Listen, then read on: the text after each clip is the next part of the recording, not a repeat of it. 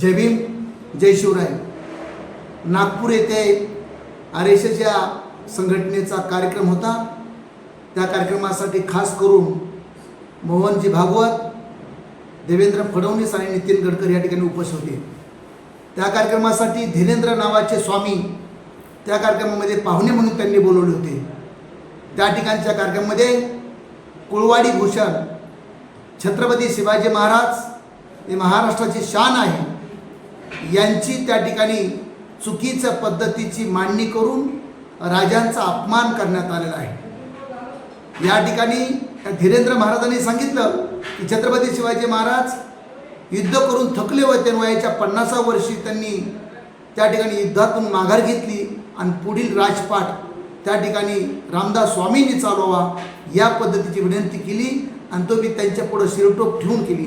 खरं तर हे वक्तव्य चुकीचं आहे, असा कुठलाही प्रसंग घडला नाही। मी या ठिकाणी हे चुकीच्या पद्धतीची कहाणी जोडण्यात आली। मी प्रथमतः त्याचा जाहीरपणे निषेध करतो आणि त्यांचं त्या ठिकाणी त्यांना सक्त ताकीद देतो की या ठिकाणी हे आपलं वक्तव्य माघारी घ्यावे, चुकीचं वक्तव्य करू नये। या ठिकाणच्या या महाराजानंतर संजयजी गायकवाड या आमदाराने छत्रपती शिवाजी महाराजांच्या संदर्भात शिवाजी कोण होता या पुस्तकाच्या संदर्भात एकेरी वाक्य वापरले म्हणून त्या ठिकाणी चुकीची टीका टिप्पणी केली आहे।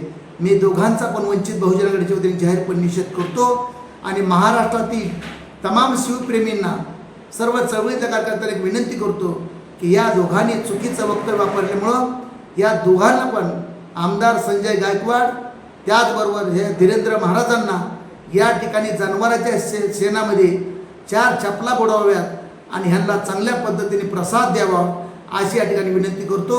आणि महाराष्ट्रातील सर्व शिवप्रेमींना विनंती करतो की आता शांत बसू नये। ह्या दोघांना छत्रपती शिवाजी महाराजांचा अपमान का केला याचा सवाल जबाब रस्त्यावरती येऊन विचारावा या ठिकाणी अशी विनंती करतो। आणि पुन्हा एकदा वंचित बहुजन आघाडीच्या वतीने जाहीरपणे या दोघांचाही निषेध करतो आणि थांबतो। जय भीम जय शिवराय।